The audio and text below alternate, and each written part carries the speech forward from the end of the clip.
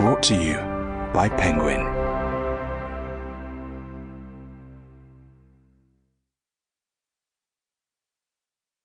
The Traitor by Jørn Lier Horst. Translated by Anne Bruce. Read by Steve John Shepherd. Chapter 1. As blue lights flashed in his mirror just before the motorway exit, William Wisting slowed down.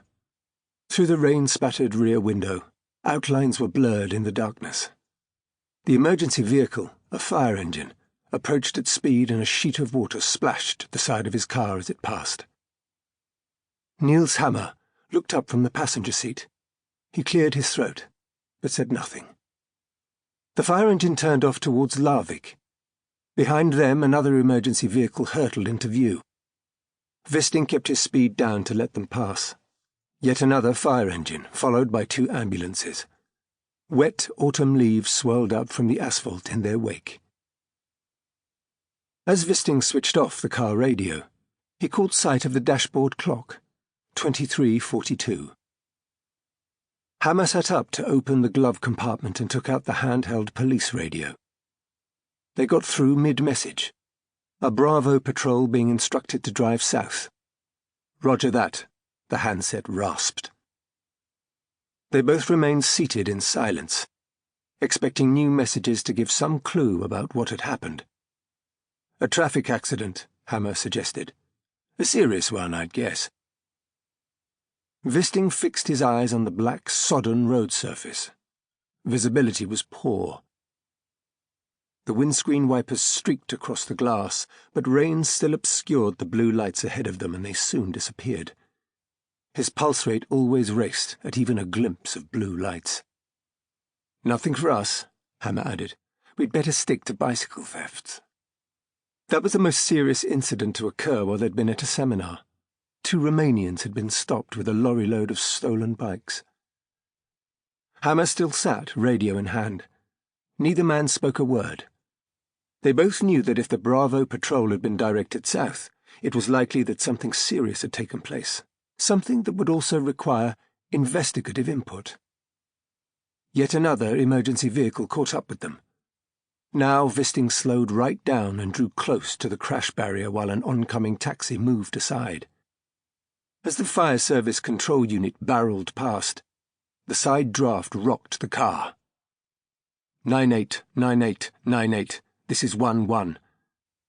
Wisting shot a glance at Hammer and set off in pursuit of the fire tender. 98 was a seldom used urgent response call to all units. "Reports from Mulbagen state that at least 4 houses have been swept away by the landslide. Request the first unit on site to notify us immediately. Available resources check in on Channel 2. Over and out from 1-1. Swearing under his breath, Hammer changed radio channel. 1-1, this is unmarked Fox Patrol on Channel 2, he called in and gave their names. "We're 3 minutes away, just behind the fire service control unit." Wisting activated the blue lights on the radiator grill. Suddenly rain bombarded them with coloured needles. Mulbagen was situated in a residential area approximately midway between Larvik and Stavern. The houses were located on a slight slope down to the fjord. He found it difficult to imagine an extensive landslide striking there. The operator allocated them the call sign Fox 41. "The lead officer at the accident site is on Channel 5. "Channel 5, roger, over and out," Hammer acknowledged. He switched channel.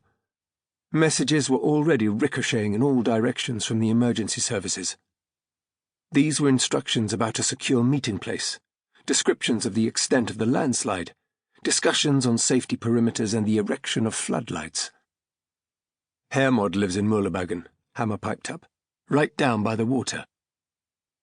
"Sissel's father?" Wisting asked. He heard Hammer lick his lips, as if he felt the need to moisten his mouth before answering. "We were there for dinner on Sunday," he said, nodding.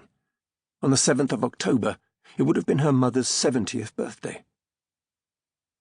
Wisting concentrated on driving but found his mind straying to whether he knew anyone who lived there. The only person he could think of was an art dealer. Sample complete. Ready to continue?